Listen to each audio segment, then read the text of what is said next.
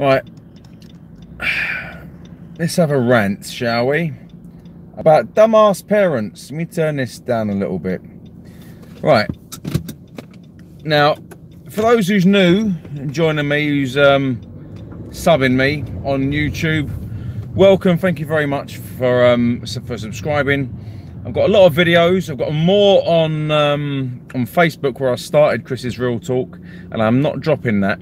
And I have spoke about this before, but sometimes when something gets up my fucking nose, I'm going to do a broadcast. So I'm doing this one now on idiot parents.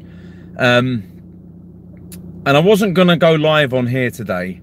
I wasn't going to. I've only got a little bit of time because I'm on my way home from Sainsbury's. But idiot parents. Now, this comes down to parents with the responsibility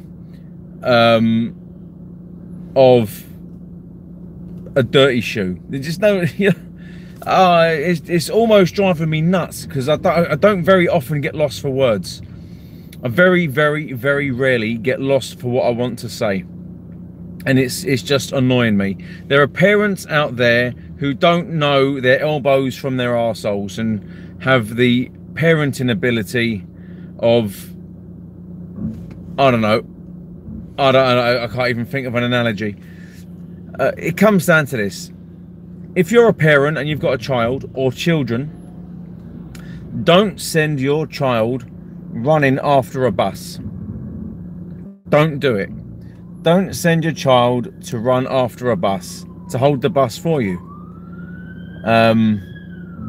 Because there's a good chance the driver won't see that small child and the doors can be closed, and then that's it, your child's gone. Equally, there are parents out there, and I've seen this a couple of times today, and I'm not even working, is where dumbass parents say to their kids, run across the road as quick as you can. And the kids don't run across the road as quick as they can.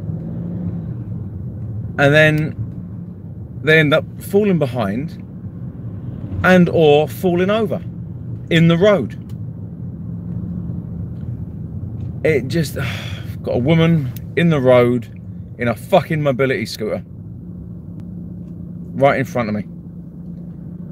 If I could turn this camera around, I'd show you. My God. It's not a woman, it's an old bloke on a mobility scooter carrying luggage. Nice. So yeah, so idiot parents, you know, don't send your children in front of you to hold the bus.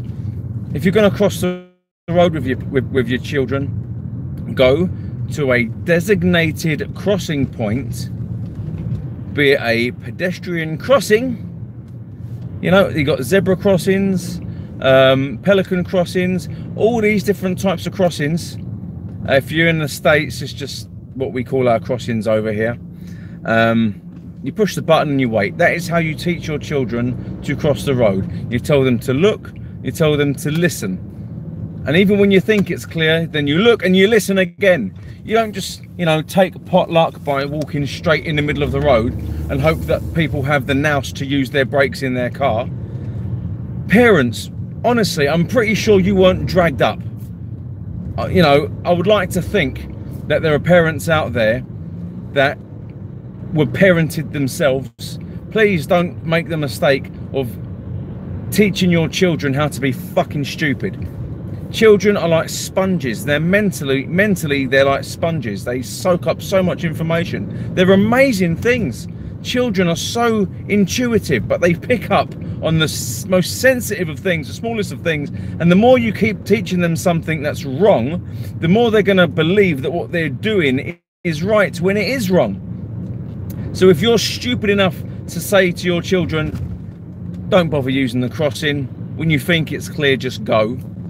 If you're stupid enough to do that, and then your child ends up having an accident or falling over the road, you know, or gets hit by something fast or large, or hit by anything when crossing the road, whose fault is that going to be? The child's fault?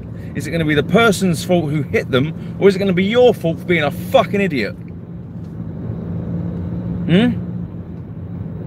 I would personally not blame the driver, because I guarantee anyone on the road who sees the child would hopefully try and apply those brakes as quickly as possible to avoid hitting a child. Is it the child's fault for crossing the road in a stupid place? I'd like to say yes, but I'm going to say no. I'm going to blame the parent for not teaching them from wrong, especially those parents who like to walk in front of their children. Like just now, this is the reason I'm doing this video. I was coming out of the car park at Sainsbury's, and there's a parent carrying 2 pizzas in boxes. Clearly they were frozen, upright like they were hot, and carrying a bag of shopping. Now, personally, me, this is under my arm and a shopping in the same hand on that arm. And where was the kid? About 5 to 7 foot behind her, carrying her buggy, not buggy, her kids, her dolly thing. Mum didn't have a clue where this child was. The child wasn't saying much, but was following Mum. Where was the child? In the middle of the road, in front of me. No one bothered looking behind. Anyone could have taken that child and put her in the car, to be fair, and then Mum would have been none the fucking wiser. Anyone could have hit that child, you know, and the only reason Mum would know, because there'd be screams. You know, there's just too many idiot fucking fucktard parents out there, and I am going to swear, and it does get on my nerves, because I'm the hardest I can to be a good dad and to be a good parent. My other half does the best she can to be a good parent. We try to do the best we absolutely can, and you know, it shocks me and pisses me off when there are parents out there who haven't got a Scooby-Doo how to do anything correctly. Oh, and while we're on the subject of stupid people, stupid parents, by the way, let me turn this camera around, because these are the people I live with, yeah, in the same block. Right, can I zoom in? Look, look, look, look, look. There's a space there that can't be used. Let me zoom out, because this fucking idiot's decided to park right across the line in a Fiesta with that much gap. And she's done exactly the same.